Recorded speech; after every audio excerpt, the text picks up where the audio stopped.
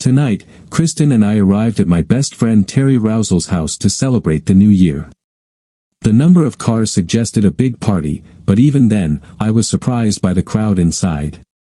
Terry hugged Kristen and kissed her on the cheek, then shook my hand and let us in. All night long, Kristen and I danced, ate, and drank more than we probably should have. Fortunately, we didn't have to worry about getting home since we had a bed waiting for us upstairs. We were among the few guests with the privilege of staying the night.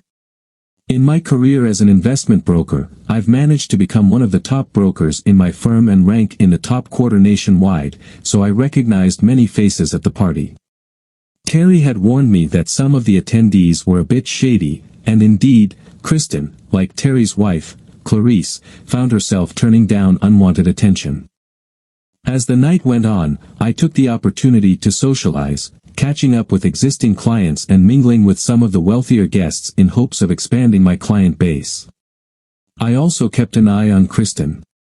Although I fully trusted her, I couldn't help feeling a bit jealous. I would occasionally step in to rescue her from any guy who seemed to be getting too friendly. Whenever I did this at past parties, Kristen would smile at me and give me a gentle kiss, often saying, "Thanks or thanks for rescuing me, honey." Tonight was no different. I would go over when I saw her trying to get away from a guy, take her hand, and lead her elsewhere.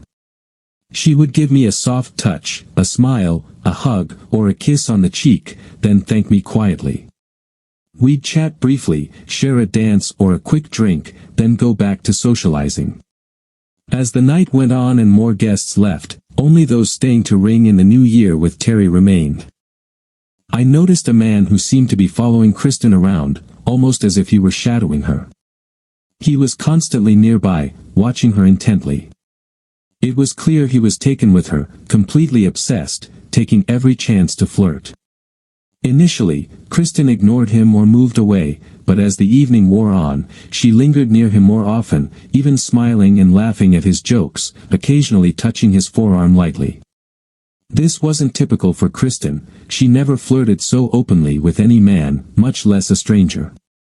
Terry noticed I was watching Kristen and the man, whom he identified as Jonathan Douglas, just before midnight.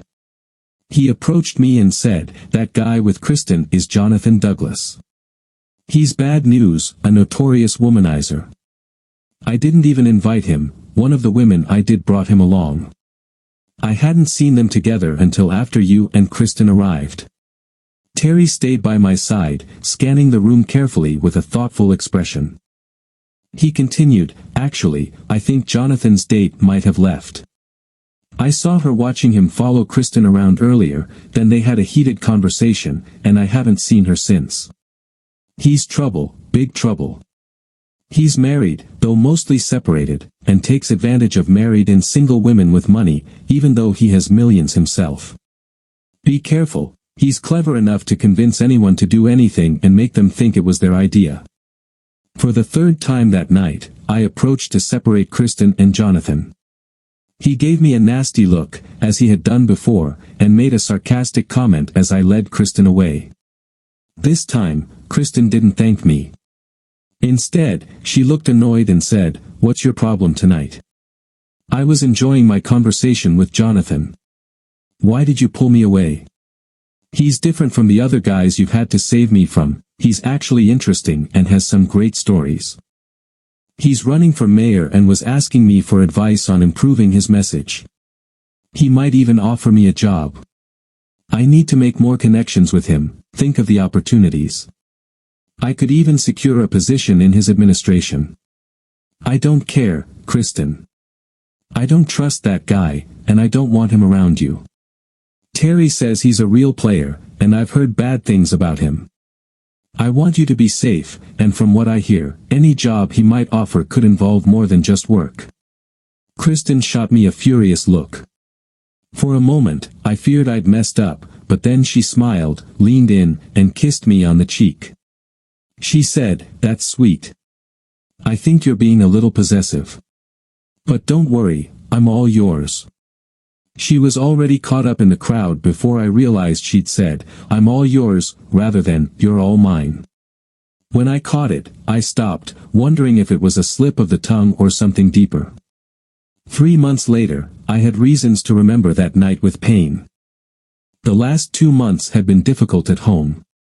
Shortly after the party, Kristen began coming home late after meetings or visits to her parents. When I asked about it, she'd get angry and defensive, saying she'd lost track of time or had to finish work before she could leave. She also started volunteering for the local Republican Party, which took up more of her time. Kristen, who was one of the best managers in her department, became a well-known campaign office volunteer, providing advice on public relations. From what I heard, she handled everything well and became a popular volunteer. Like many unsuspecting husbands, I noticed our bedroom life was dwindling as she spent more time away from home. She turned me down more often, and when we were together, it wasn't as enjoyable. Where we once made love for hours, now she only allowed intimacy on her terms, often with excuses like being tired or it being too late. I used to be a willing and passionate partner. Now, it felt more like a chore, if it even happened at all. One day, I was talking with Terry about the issues in my marriage. He looked concerned and said, "Stan, I'm worried. Could it be that your marriage is falling apart because of Jonathan? I heard he's found another married woman to mess around with. Rumor has it he met her at the New Year's Eve party, and we both know where and with whom he spent most of that night." Suddenly, I felt dizzy and short of breath. Terry noticed and asked, "Stan, are you okay?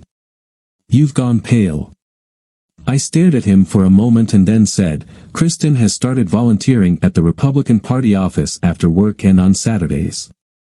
She's always getting home late and doesn't want to talk about what she's doing.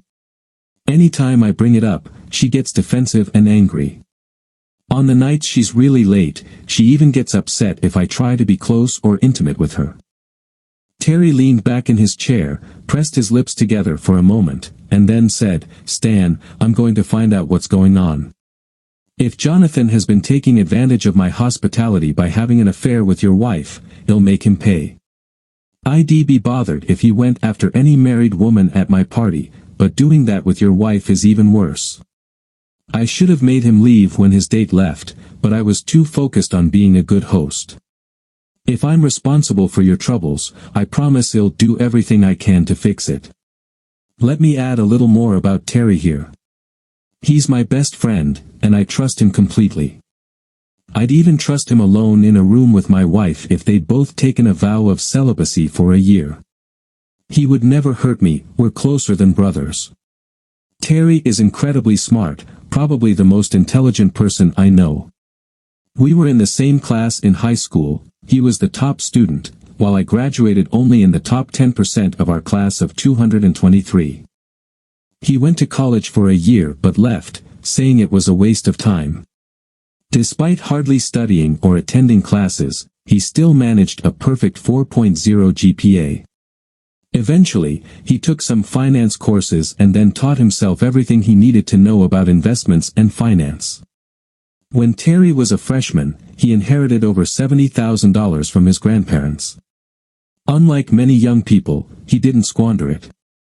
He bought a better used truck but invested the rest in the stock market. His initial investments were based on a broker's advice, but those stocks were just popular picks that only made money for the broker and the brokerage firm. This frustrated Terry, so he decided to learn about investments on his own. He started watching CNBC, reading books, and doing research. He opened an account with a discount online brokerage and moved all his money there to invest on his own. From his first trade, Terry began making more money than he had with the supposed experts. It helped that he started investing during the late 1980s tech boom and the dot-com craze. He bought and sold many rising stocks, and while not all his investments were profitable, he managed to grow his wealth significantly. Smartly, he exited the market before it crashed, moving his money into safer, more stable stocks. He bought shares of a company for just over $177,000 each and sold them 3 years later for $2,357 each. By then, Terry was already a multimillionaire and was involved in several ventures, including real estate. After finishing college, I worked as a sales rep for a restaurant supply company for 4 years. I didn't enjoy the travel, and as I got more serious with Kristen, I switched careers to become a broker. Terry trusted me to manage part of his investments when I started in the business. I suspected he was doing it to help me, and I felt guilty, thinking it was charity. But Terry convinced me he needed me for 2 reasons. First, he wanted some of his investments spread across different brokerages for security, and second, he believed I might get useful information about his investments before he did. We never considered doing anything illegal, like insider trading, but every so often, I had valuable insights to share with him, benefiting both of us. Terry referred many of his friends to me for full-service brokerage, and I made money trading for them. Terry didn't work outside his home. He worked 8 to 10 hours a day, putting in a lot of effort, but only for himself. He researched stocks, made trades, and lived a high-profile lifestyle. He tried to include Kristen and me in his social circle, taking us to various charity events at his expense. Sometimes I covered events too, as I also had an expense account as a broker. We attended political gatherings with Terry and connected with important people in our area. We were at every party Terry hosted at his house. The Friday night after Terry and I talked, we were supposed to go to a political dinner costing $500 per person with Terry and his date. Again, he was covering the cost for Kristen and me. This time, Kristen was even more resistant than usual. I insisted she come with me, and I regret it to this day. Our marriage was already strained, but I could have remained in the dark a bit longer if Terry's investigators hadn't reported Kristen's activities. That event marked the beginning of the end for us. When we arrived, I saw it was an event where an incumbent state Senate candidate was speaking to support other candidates. The ticket money went to the state Republican Party and some local politicians. What I hadn't realized was that the mayoral candidate was the guest of honor, none other than Jonathan Douglas. As we entered, I saw Jonathan near the front, talking with several important guests. He seemed to pause a bit, so I turned to see what was going on. She was looking at Jonathan with an admiring expression, and I had a sinking feeling that I'd lost her. I asked what was going on, and Kristen quickly composed herself, giving me a weak smile. "Sorry, honey, I didn't realize who this event was for." She looked so guilty that I doubted her explanation, but I stayed silent. I should have known Jonathan would be there, considering that he was working part-time at the campaign headquarters. I thought to myself, now I understand why she was so reluctant to come. Terry, watching our interaction, then gave Jonathan a hard look before forcing a smile, placing his hand on the small of Kristen's back. He helped her into a seat and pulled out her chair.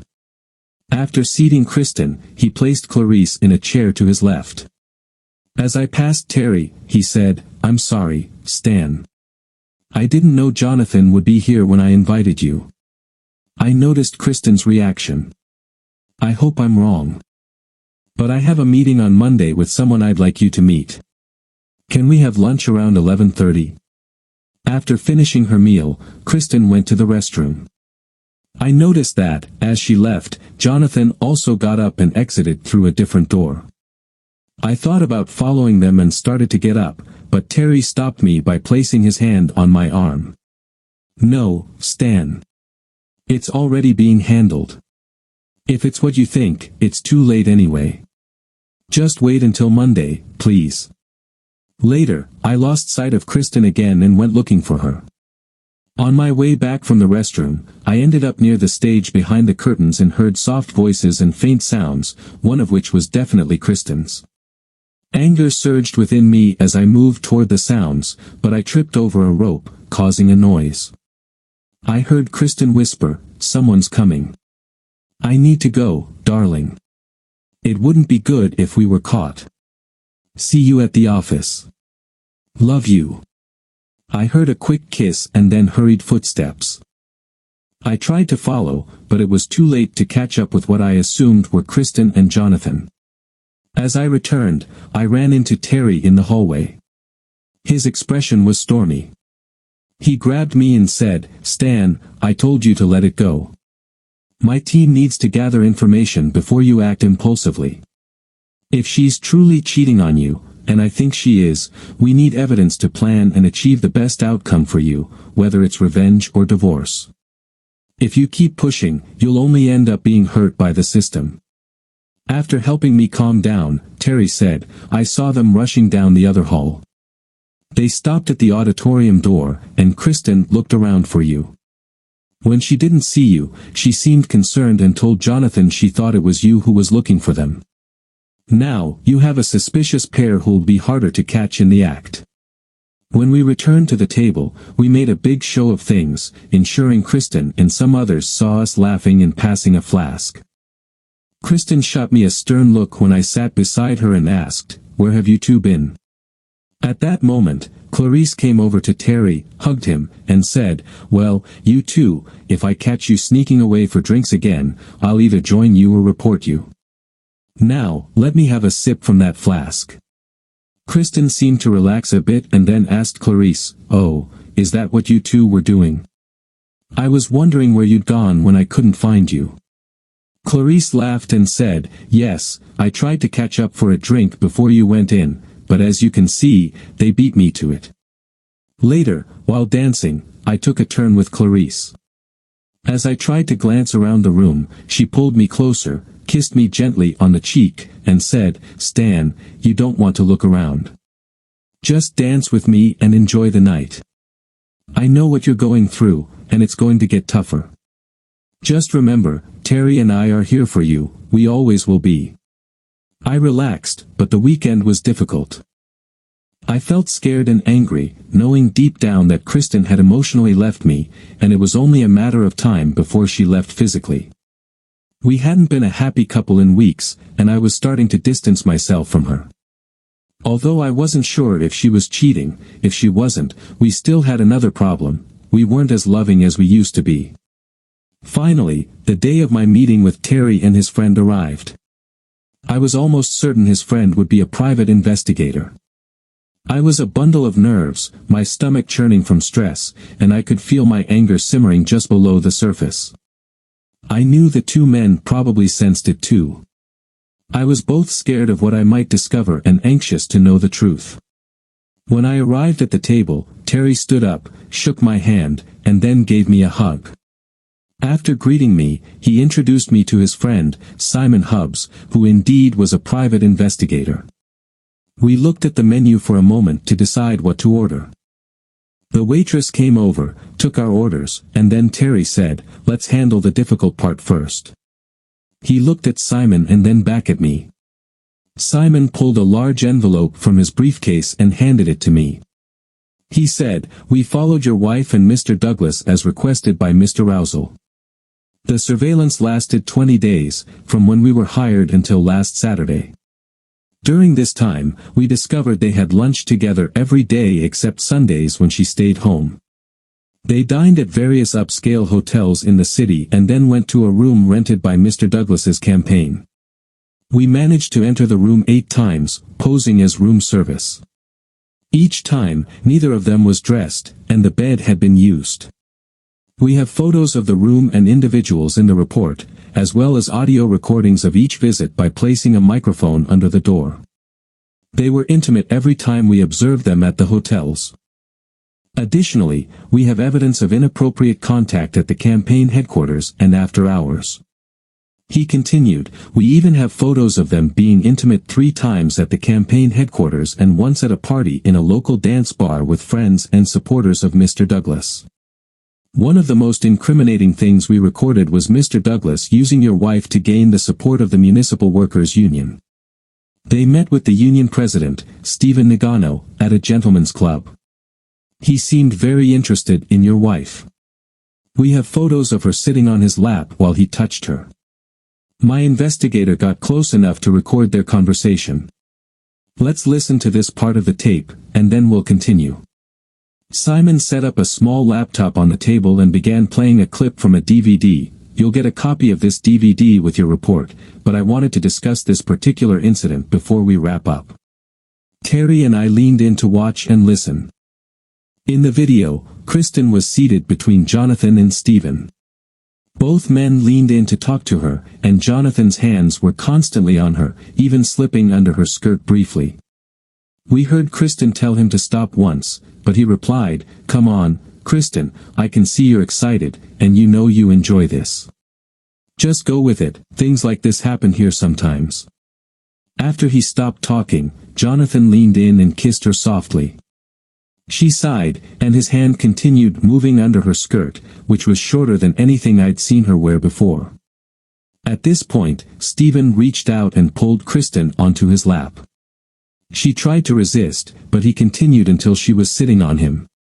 He began unbuttoning her blouse, and she asked him to stop, saying, "Stop, Stephen." Stephen then told Jonathan, "You know what needs to be done to get the union's endorsement. I want a weekend with this lady. If you arrange that, I'll ensure the union supports your campaign." Kristen tensed and tried to get up, saying, "No, that's never going to happen. Let me go." Stephen just looked at Jonathan and raised an eyebrow, still holding her in his lap. Jonathan swallowed, leaned toward Kristen, and said, "Sweetheart, we really need this endorsement. Please, just go with him and help me. This will secure our future, and it's not like you haven't been intimate before. Just tell your husband you have a weekend meeting." Kristen looked shocked, hesitated for a moment, but then seemed to comply. She opened her legs slightly, allowing Stephen access. She sighed, turned her head toward him, and they kissed. The manager approached the table and looked nervous. He said, "Mr. Nagano, I've overlooked many things for you, but I've been warned that things are getting too obvious. Lieutenant Jones said the chief has requested a detective visit the club and crack down on this behavior. If we get caught, we'll be shut down. Can I arrange a back room or the hotel? This is my only source of income." Stephen laughed, looked at a large man across the table, and said, "Hey Ralph, give Joe here a couple thousand for his troubles. My lady and I are headed to the DoubleTree for the weekend. Could you arrange it as a usual executive meeting for the union?" I felt my anger rising and started to stand, muttering, "Liar. She was away last weekend. She called me on Friday night and said she had an emergency project for work and was flying to San Francisco. Terry and Simon grabbed me and forced me to sit back down. Simon said, 'Please, wait. I want to show you another clip before you read the report. We have some ideas about this that we want to discuss with you, but I thought you should see the DVD first.' Simon explained, my investigator stopped recording at the club and called for backup. My team arrived at the DoubleTree before Stanley checked in. After he checked in, he and Kristen went to the bar for a drink.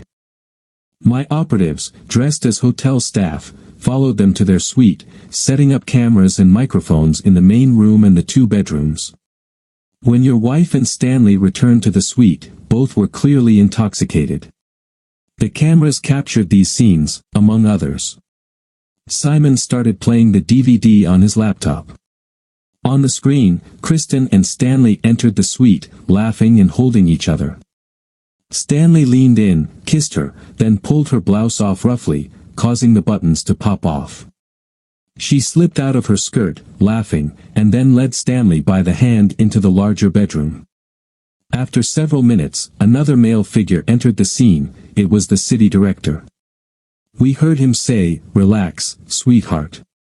Just enjoy another quality moment. Jonathan and you agreed you'd spend the weekend with me to secure the endorsement. Now my guys and I are going to enjoy ourselves. If you just relax, you won't want to go back to Jonathan afterward." When Simon turned off his laptop, he looked at me and said, "Your wife stayed in that hotel room until checkout on Monday. During that time, she was intimate with all the senior directors of the Municipal Workers Union and with Stephen.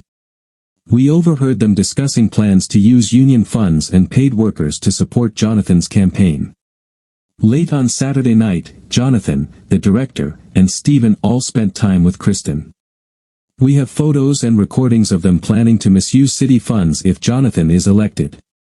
We also have images of Senator Nazem and 2 judges involved with your wife and Jonathan Douglas.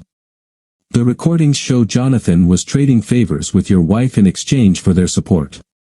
The investigator paused before continuing. When you tried to catch your wife and Mr. Douglas at the campaign dinner, they were about to meet privately on the stage. Jonathan had lowered her dress, and they were just starting when she heard you and made him stop. That's why they left in a hurry. We also have photos from that incident. Simon continued to recount how Terry had built his career and achieved financial success through intelligent investment choices. After university, I worked as a sales rep for a restaurant supply company for 4 years. Since I didn't enjoy the travel and was becoming more serious with Kristen, I changed careers to become a broker. Terry trusted me to manage some of his investments when I started in the business. Initially, I thought he was just helping me, feeling guilty and thinking it was charity. But Terry convinced me he had his own reasons. First, he wanted to spread his investments across different brokerages for security, and second, he thought I might come across useful information before he did. We never considered doing anything illegal, like insider trading, but occasionally, I had valuable ideas to share with him that benefited both of us. Terry referred many friends to me for full-service brokerage, and I earned money managing trades for them. He worked from home, putting in long hours, but he was fully invested in his own work. He researched stocks, made trades, and led a high-profile lifestyle. He often included Kristen and me in his social circles, taking us to various charity events and political gatherings. I regularly attended Terry's parties at his house, as we were part of his inner circle. The Friday night after Terry and I had spoken, we were supposed to attend a political dinner, costing $500 per person. As always, Terry covered the cost for Kristen and me, but this time, Kristen was even more hesitant than usual. I insisted she accompany me, a decision I regret to this day. Our marriage was already strained, but if Terry's investigators hadn't reported Kristen's activities, I might have remained in the dark a bit longer. This event marked the beginning of the end for us. When we arrived, I realized it was an event where a current state Senate candidate was speaking to support other candidates. The ticket proceeds went to the state Republican Party and some local affiliates. What I hadn't anticipated was that the mayoral candidate, none other than Jonathan Douglas, was the guest of honor. Upon entering, I saw Jonathan at the front, talking with several prominent guests. Kristen seemed to hesitate, so I turned to see her looking at Jonathan with an admiring expression, and I had a sinking feeling that I'd lost her. I asked what was going on, and Kristen quickly composed herself and gave me a weak smile. "Sorry, honey. I didn't realize who this event was for." She looked so guilty that I doubted her explanation, but I stayed quiet. I should have known Jonathan would be there since he worked part-time at the campaign headquarters. I thought to myself, now I understand why she was so reluctant to come. Terry, observing our conversation, gave Jonathan a hard look before forcing a smile, placing his hand on Kristen's lower back, and helping her into her seat. After seating Kristen, he sat Clarice to his left. As he passed me, Terry said, "I'm sorry, Stan. I didn't know Jonathan would be here when I invited you. I noticed Kristen's reaction and hope I'm wrong, but I have a meeting on Monday with someone I'd like you to meet. We can have lunch around 11:30. After finishing her meal, Kristen went to the bathroom. I noticed that, as she left, Jonathan also stood up and exited through a different door. I thought about following them and started to rise, but Terry stopped me, placing his hand on my arm. "Stan, it's already being handled. If it's what you think, it's too late anyway. Just wait until Monday, please." Later, I lost track of Kristen again and went to look for her. As I returned from the restroom, I ended up near the stage, behind the curtains, and heard faint sounds and voices, one of which was unmistakably Kristen's. Anger flared within me as I moved toward the sounds, but I tripped on a rope, making a noise. Kristen's voice whispered, "Someone's coming. I need to go, darling. It wouldn't be good for us to get caught. See you at the office. Love you." I heard a quick kiss and then hurried footsteps moving away. I tried to follow, but it was too late to catch up to what I assumed were Kristen and Jonathan. As I returned, I ran into Terry in the hallway, his expression stormy. He grabbed me and said, "Stan, I told you to let it go. My team needs to gather information before you act rashly. If she's really cheating on you, and I believe she is, we need evidence to plan and get the best outcome for you, whether it's revenge or divorce. If you keep pushing, you'll only end up getting hurt by the legal system." After helping me calm down, Terry said, "I saw them hurrying down the other hallway. They stopped at the auditorium door, and Kristen looked around for you. When she didn't see you, she seemed worried and told Jonathan she thought you were looking for them. Now you have a suspicious pair who'll be even harder to catch in the act." When we returned to the table, we made a big show of things, ensuring that Kristen and a few others saw us laughing and passing a flask. Kristen shot me a stern look as I sat next to her and asked, "Where have you two been?" At that moment, Clarice came over to Terry, hugged him, and said, "All right, you two, if I catch you sneaking off for drinks again, either I'm joining you, or I'll report you. Now, let me have a sip from that flask." Kristen seemed to relax a bit and then asked Clarice, "Oh, is that what you two were doing? I was wondering where you'd gone when I couldn't find you." Clarice laughed and said, "Yes, I tried to catch up to you for a drink before you went in, but as you can see, they beat me to it." Later, while dancing, I took a turn with Clarice. She drew close to me, and when I tried glancing around the room, she held me, kissed me softly on the cheek, and said, "Stan, don't look around, just dance with me and enjoy the night. I know what you're going through, and it's going to get tougher. Just remember, Terry and I are here for you, we always will be." I relaxed, but the rest of the week and weekend were tough. I felt scared and angry, knowing deep down that Kristen had left me emotionally, and it was only a matter of time before she left physically. We hadn't been a happy couple in weeks, and I was starting to distance myself from her. Although I wasn't certain if she was cheating, if she wasn't, we had another problem: our relationship had lost the love it once had. Finally, the day of my meeting with Terry and his friend arrived. I was almost certain his friend would be a private investigator. I was a bundle of nerves, my stomach churning from stress, and I could feel my anger simmering beneath the surface. I was both afraid of what I might find out and anxious to know the truth. When I reached the table, Terry stood up, shook my hand, and then gave me a hug. After greeting me, he introduced me to his friend, Simon Hubbs, who turned out to be a private investigator. We looked at the menu for a moment to decide what to order. The waitress came over, took our orders, and then Terry said, "Let's handle the hard part first." He looked at Simon and then back at me. Simon pulled a large envelope from his briefcase and handed it to me. "We followed your wife and Mr. Douglas as requested by Mr. Rousel. The surveillance lasted 20 days, from when we were hired until last Saturday. During this time, we discovered they had lunch together every day except Sundays when she stayed home. They dined at various upscale hotels in the city and then went to a room rented by Mr. Douglas's campaign. We managed to enter the room 8 times, posing as room service. Each time, neither of them was dressed, and the bed had been used. We have photos of the room and individuals in the report, as well as audio recordings from placing a microphone under the door. They were intimate each time we observed them at the hotels. Additionally, we have evidence of inappropriate contact at the campaign headquarters, even photos of them being intimate there 3 times and once at a party at a local dance bar with friends and supporters of Mr. Douglas. One of the most incriminating things we recorded was Mr. Douglas using your wife to gain the Municipal Workers' Union support. They met with the union president, Stephen Nagano, at a gentleman's club. He seemed very interested in your wife. We have photos of her sitting on his lap while he touched her. My investigator got close enough to record their conversation. Listen to this part of the tape, and then we'll continue. Simon set up a small laptop on the table and began to play a clip from a DVD. "You'll receive a copy of this DVD with your report, but I wanted to discuss this incident before we end our meeting."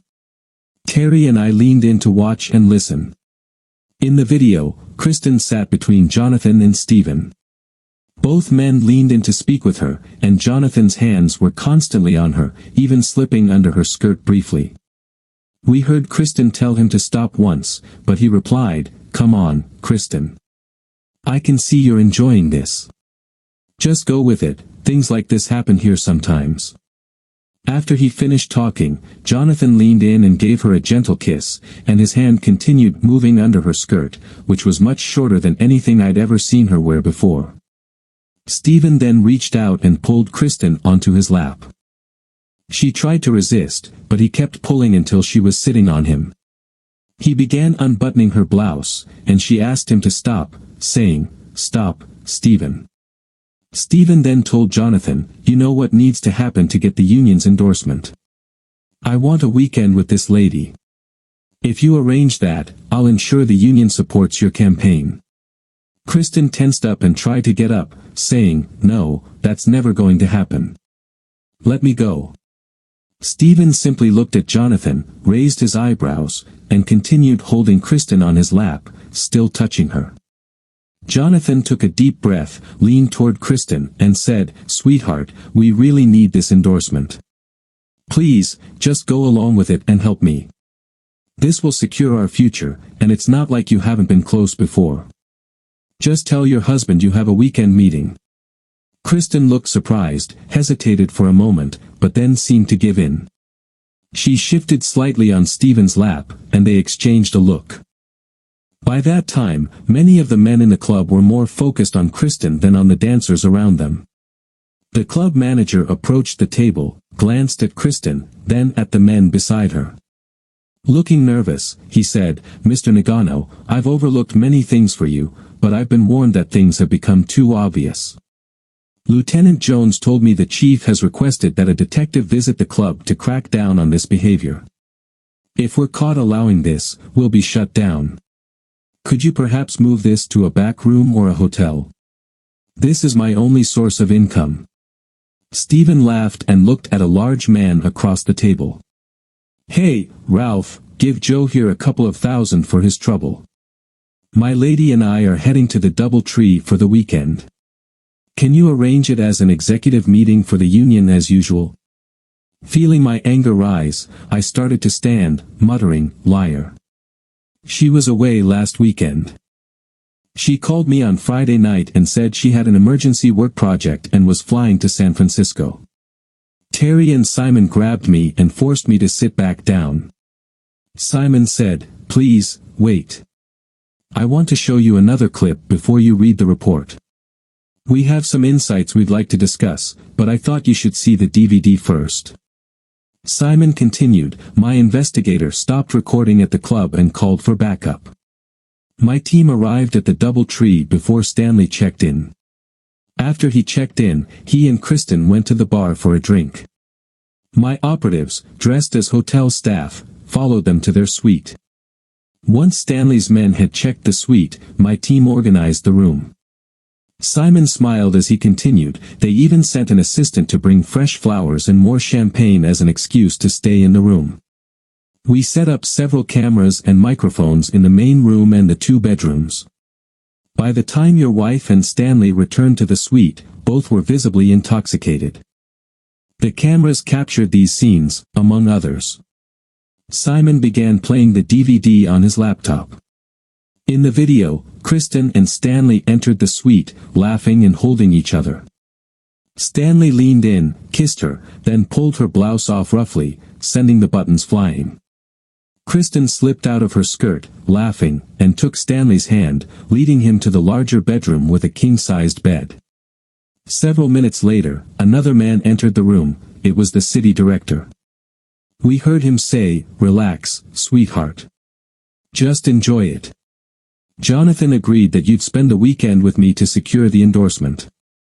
Now, if you just go along, you'll find it much more enjoyable." When Simon stopped the video, he looked at me and said, "Your wife stayed in that hotel room until checkout on Monday.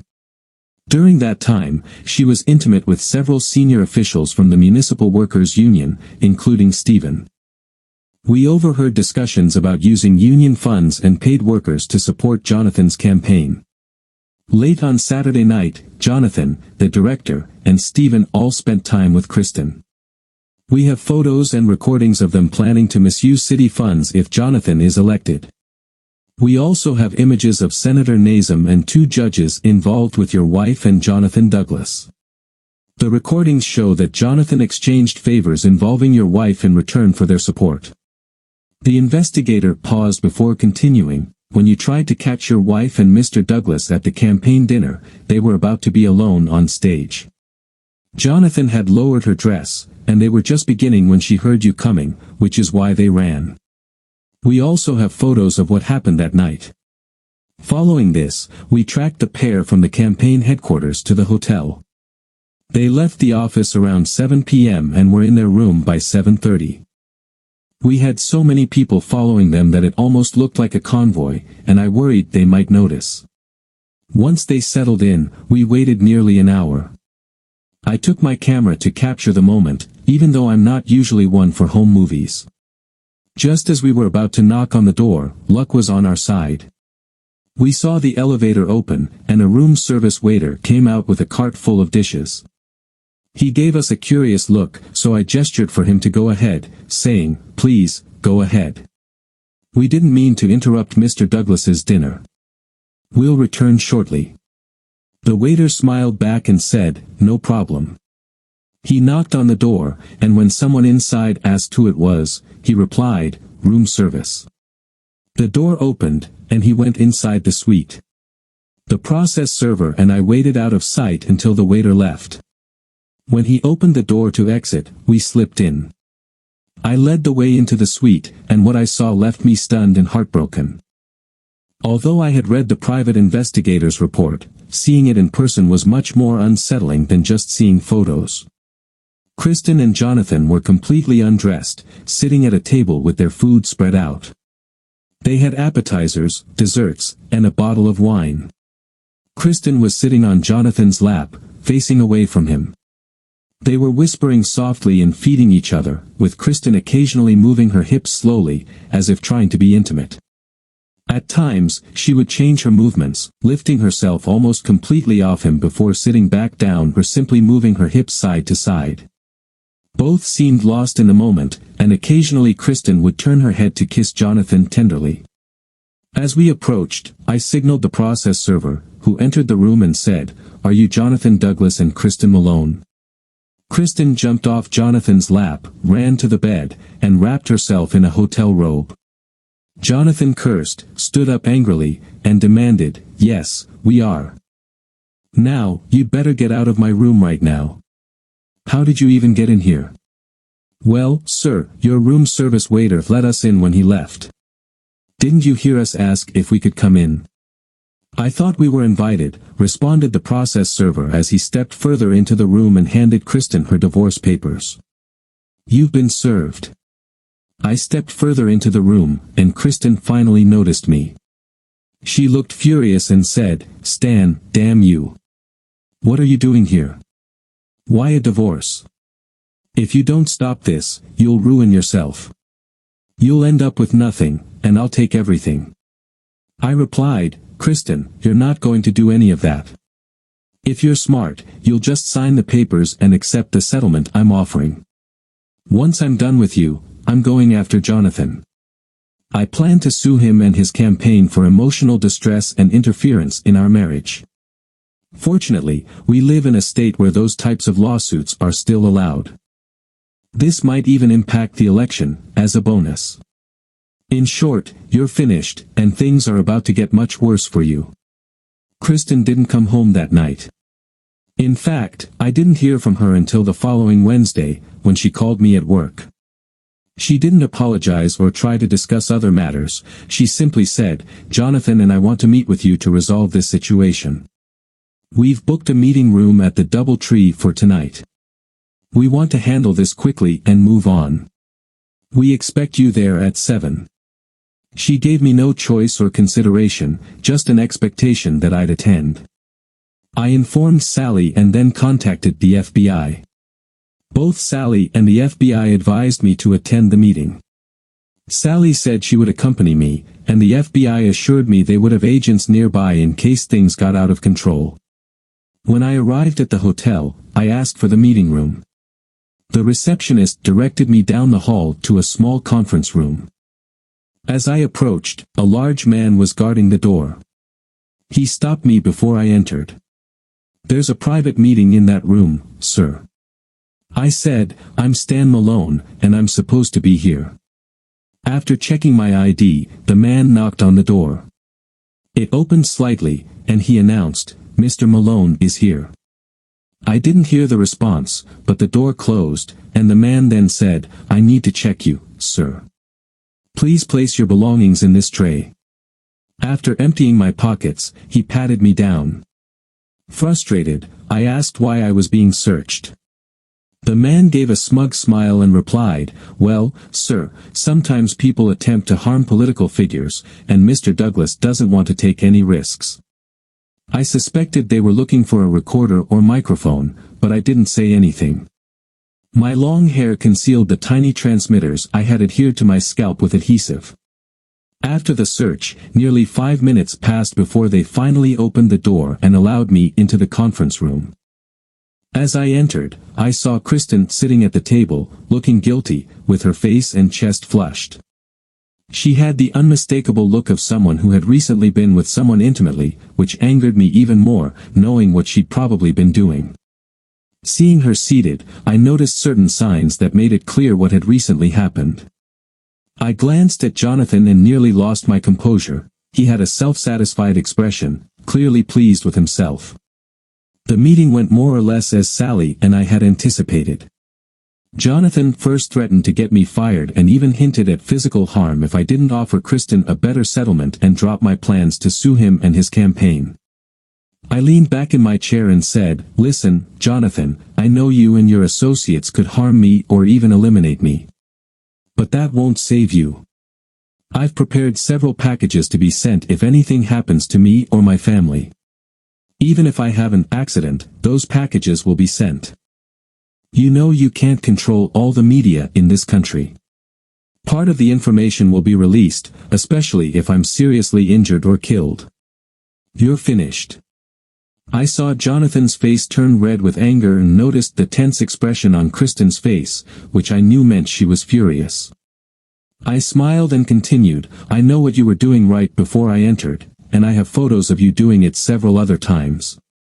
I also have photos and recordings from your recent meeting at the DoubleTree with union members and city officials. Do you think they'll want to be dragged down with you if something happens to me? The documents that will be sent include information about you, my wife, and others involved. We know many of them are linked to dangerous individuals." Kristen glared at me, and Jonathan looked a bit pale. He tried to act tough and said, "You've heard me. Stop your threats and handle this privately, or face the consequences. Now, leave." I smiled, stood up, and looked Jonathan directly in the eyes until he became uncomfortable and struggled to maintain eye contact. I laughed, turned, and walked toward the door.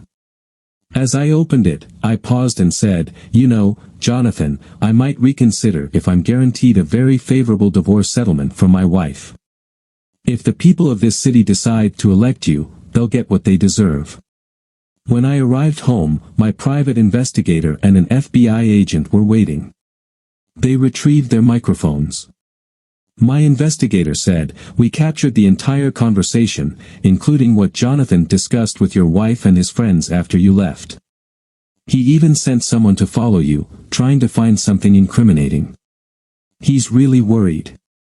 After 3 days, I made sure to take action that would get his attention and make headlines.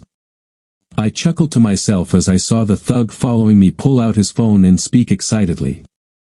I drove straight home, and before I'd finished dinner, Jonathan called. He didn't admit that his man had overheard, but he said, "Listen, idiot. Kristen and I talked, and we're willing to give you part of what you asked for. She'll sign the divorce papers without any changes and will only take her personal belongings and retirement savings. I'm offering you a deal if you promise to keep this quiet." "Well, idiot," I replied, "I can promise that I won't be the one leaking anything, but I can't guarantee that others won't let something slip. Probably, a lot of people already know you've been involved with my wife. Fine, he said.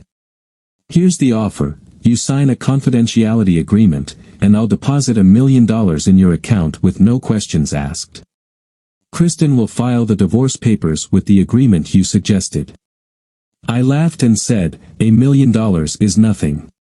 I just told my lawyer to file a $10 million lawsuit for damages. I know I probably won't get that much, but you'll need to offer more than $1 million to make me drop the case.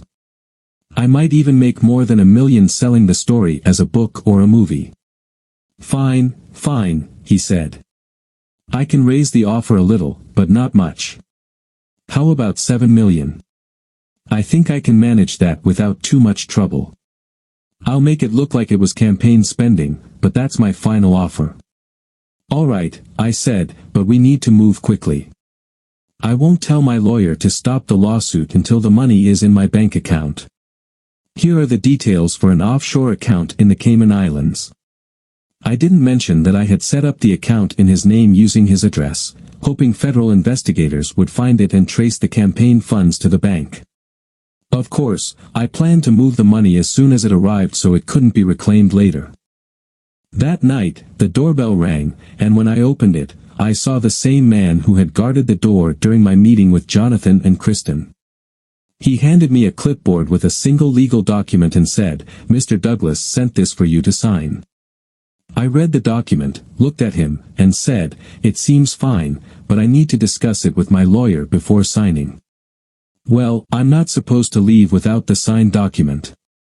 I sighed and shut the door in his face. I went to my office and called Sally. After explaining the situation, she agreed to come over to review the document. It took her nearly an hour to arrive, but once she read it, she smiled and told me to sign it. 3 days later, I checked the Cayman Islands account and saw that it had a balance of $1,700,000. That same day, my lawyer called to inform me that Kristen had signed and returned the divorce papers, which had already been filed. Since the divorce was uncontested, it would be finalized in 30 days. I had already moved the money from the Cayman Islands account to prevent any attempt by Jonathan to reclaim it. I transferred it around the world twice and then secured it in a different account at another Cayman Islands bank under a new alias. Although I continued working during this difficult time, my performance suffered. My commissions were about half of what they usually were, and not just due to the poor economy. Often, a coworker had to cover for me, earning the commission from the sales and purchases my clients made.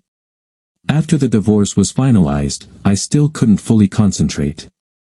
I made more mistakes at work, costing me money, and if I messed up a client transaction, I had to fix it. I was exhausted from always being on edge, worried about potential retaliation from Jonathan and his associates. I especially feared what they might try when federal investigators finally took action against everyone involved. One evening, while at home reflecting on how my life had fallen apart, the doorbell rang. It was after 9 p.m. When I opened the door, I saw Kristen standing there, crying, with a large red mark on her face that looked like it would become a serious bruise. She looked at me, then cast her gaze to the floor, saying, "Stan, please, can we talk?" I almost told her to leave and shut the door, but I decided to find out why she wanted to speak with me. I stepped aside and let her in without saying a word. I led her to my study and took my seat, keeping the surveillance cameras running to capture the conversation with high-quality footage. Kristen took a deep breath and continued, "I want to apologize for what I did to us. I should have known better, but somehow that man broke down my defenses. You know how much I love to flirt and how driven I am to succeed. Somehow, he knew exactly how to push my buttons, and I fell deeply for him.